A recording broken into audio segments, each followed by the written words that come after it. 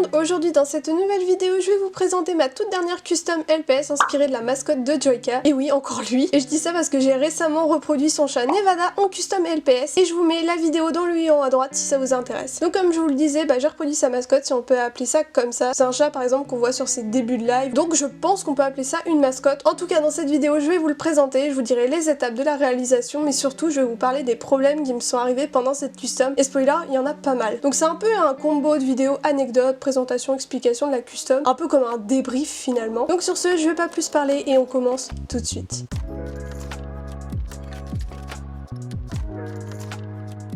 Donc déjà, le voici, il est juste incroyable, enfin moi je le trouve incroyable. Et d'ailleurs j'ai changé de peinture, c'est plus du tout la même que j'utilise, c'est plus la peinture de chez Cultura. Je vous mettrai une photo à l'écran de la peinture que j'utilise, parce que j'ai la flemme d'aller la chercher. Mais elle est vraiment bien. Et les pinceaux, j'ai pris Marc Repère, c'est vraiment la S. Mais j'avais pas de pinceau fin pour faire, vous savez, les petits détails et tout. Donc j'étais à Leclerc et j'ai pris vraiment le pinceau le plus fin. Et sachez qu'ils ne vendent pas de taille 0 en pinceau, je trouve ça lunaire, mais bon. Donc j'ai un peu galéré, ça m'a permis de faire le plus gros, genre des yeux et tout ça, et après j'ai fini au cure-dent et c'était chiant. Enfin bref, je vous laisse ça pour les étapes parce que là normalement c'est juste une présentation, mais c'est juste que je voulais vous dire que j'avais changé de peinture et qu'elle était pas mate, et finalement en vrai de vrai le rendu est vraiment pas mal je trouve. Enfin moi ça me choque pas. J'ai failli oublier, mais voici la base que j'ai utilisée pour cette custom. Donc de toute façon vous la verrez dans les rushs que j'ai tourné pour le sculpt du Pet Shop, et ça c'est pour après. Bref, ça c'est un Pet Shop de ma collection actuelle, mais sinon c'était bien un doublon que j'ai utilisé là, c'est juste que j'avais pas tourné avant. Du coup je vous montre le dessus du Pet Shop qui est comme ça, c'est assez simple en soi, il y a des petits cercles et tout, des petites rayures sur son dos, le médaillon avec un peu, comment on pourrait dire, pas un effet d'ombre mais un reflet, voilà, cherchez le terme, les yeux qui brillent et tout, ça rend trop bien. En dessous c'est clean, le dessous des pattes comme ceci, et les petites moustaches que j'ai fait avec un cure-dent et tout, les sourcils, trop bien. Les oreilles aussi je vous ai pas montré, il y a un petit reflet un peu dans les oreilles, enfin un peu un côté d'ombre, voilà. J'ai fait aussi un reflet sur le nez et je crois que c'est tout. J'ai fait les griffes, je sais pas si ça se verra, ouais ça se voit. Les sourcils aussi que j'ai un peu repassé en noir sur le sculpt, petites rayures et tout, bref. Bon, maintenant que je vous l'ai présenté comme ça, on va passer à la partie la plus importante de la vidéo, je dirais, c'est les étapes. Alors avant de commencer, à la base cette vidéo devait être ultra détaillée avec toutes les étapes illustrées, avec des rushs filmés pendant que je customisais. En plus j'avais un setup taré fou, carrément, double cam et tout, une verticale pour la vidéo TikTok, Reels Insta, etc. Et une cam horizontale pour la vidéo YouTube, donc celle-ci. Sauf que j'avais oublié de prendre en compte certaines choses. Alors le stockage sur mes caméras, donc c'est rapidement plein, les cartes SD, mon stockage de téléphone. Ensuite ma caméra, celle avec qui je tourne cette vidéo, donc la Canon, elle coupe les rushs au bout de 12 minutes. Donc allez savoir pourquoi elle coupe au bout de 12 minutes, j'en sais rien, mais moi je sais pas, mais en tout cas customiser et vérifier régulièrement que la caméra enregistre, c'est super chiant. Je sais pas si vous vous rendez compte, mais quand vous customisez 12 minutes, mais c'est tellement peu, et il n'y a aucune indication sonore quand la caméra se coupe, juste c'est écrit visuellement, et vu que la caméra elle était dans un autre axe que moi quand je regardais, c'était impossible que je vois, bref. Et puis en plus rester dans le champ des caméras sans voir le retour, justement c'est quasi impossible pour moi. En plus je reste généralement jamais dans un endroit fixe quand je customise, change de position, ça bouge tout le temps moi. Des fois pour mieux voir, je me mets le LPS des fois au ras des yeux, c'est abusé pour les petits détails ou tout ça, mais je peux pas filmer dans différents angles à chaque fois, en tout cas je peux pas faire ça toute seule, genre je suis pas une équipe de tournage,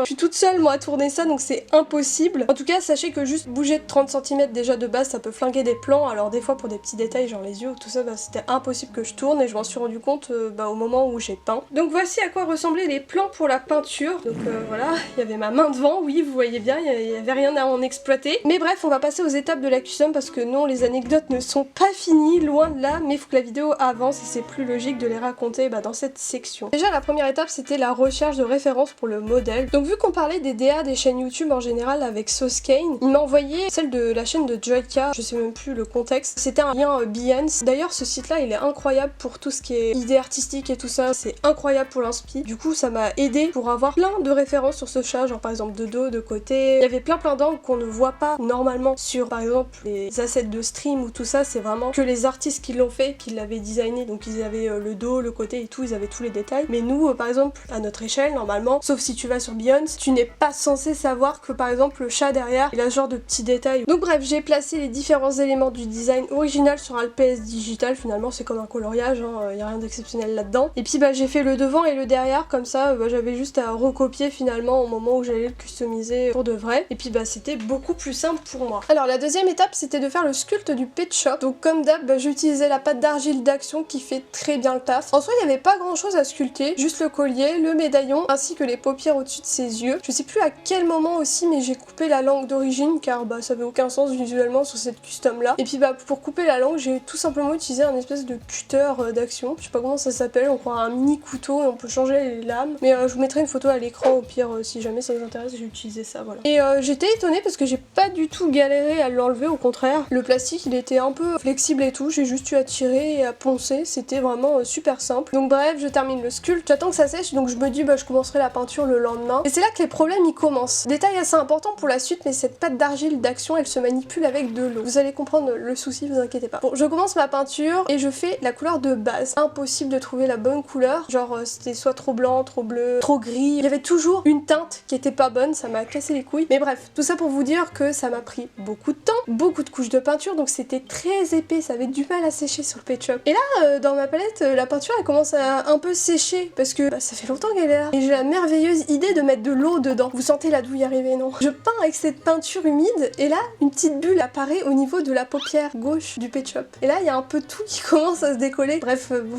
vous avez compris, mettre une peinture humide sur cette pâte, bah ça décolle la pâte, vu qu'elle se manipule avec de l'eau. Donc bah j'ai 2 jours de taf ruiné à ce moment-là. Il y avait rien à sauver, donc j'ai dû nettoyer entièrement la custom avec une vieille brosse à dents et du savon. Et bon, c'était pas très gai à faire parce que bah j'étais vraiment en mode putain, je viens de gâcher 2 jours de taf juste parce que j'ai fait de la merde avec de la flotte. J'étais mais vraiment dégoûtée à ce moment-là. Mais bon, on se laisse pas abattre ici, le lendemain, bam, je refais la sculpte. Flemme d'attendre que ça sèche. J'étais vraiment en mode speedrun carrément. Je teste de faire sécher la pâte au sèche-cheveux et ça marche. J'étais choquée carrément. Gain de temps énorme, vous vous rendez même pas compte. J'enchaîne sur la peinture, je trouve la bonne teinte de base d'un coup. Tout se passe pour le mieux. Je commence à filmer la partie peinture détaillée, genre tous les détails, vu que bah, c'est tout ce qui manquait sur la custom en soi, parce que je sais pas si vous remarquez, mais il n'y a pas grand chose sur la custom à part bah, tout ce qui est détail, genre c'est pas des gros trucs à faire. Et là, mon iPhone il a plus de stockage. Et en plus, on voit rien sur les rushs. Ma caméra bah, coupe tout le temps comme je vous le disais. Donc c'est là que j'abandonne l'idée de filmer tout ce qui est partie peinture et tout, parce que bah, c'était impossible. Autre anecdote d'ailleurs, le changement d'heure et tout, l'hiver trop bien, hein. Non, c'est nul. Il fait nuit à 13h carrément dans ma chambre. Là, je filme à 13h, je peux vous dire, la lumière elle est vraiment pas dingue. Déjà, je suis un peu choquée que ma caméra rende aussi bien, parce que là, actuellement, il fait noir. J'ai l'impression d'être dans une grotte. J'ai les volets ouverts, il fait nuit. Peu importe s'il y a du soleil ou quoi, il fait nuit l'hiver dans ma chambre. C'est honteux. Bref, en tout cas, je voyais rien de ce que je faisais. Je peux vous dire qu'à 15h, c'est encore pire. Donc, comme je faisais ça les après-midi, à 15h, il faisait nuit noire. Et puis, si j'allumais ma lampe de bureau, bah, c'était vraiment pas dingue, parce que vous savez, les lampes, en général, c'est un peu teinté orange-jaune. Donc, quand vous faites de la peinture, vous voulez vraiment la teinte qui aura vraiment le vrai rendu, genre à la vraie lumière naturelle. Donc, vous pouvez pas vous permettre de faire de la peinture avec une teinte orangée. C'est pas vraiment la vraie couleur visuellement. Bref. Et en termes de lampe blanche, hein, vous vous doutez bien, j'ai pas ça en magasin. Je suis pas en magasin chez moi. J'ai une lampe comme tout le monde, bien jaunâtre, bien dégueulasse. Et le seul truc que j'ai en lampe blanche, bah, c'est un téléphone qui lui a un flash blanc. Alors, je cale mon téléphone contre un objet. Vraiment, le setup de la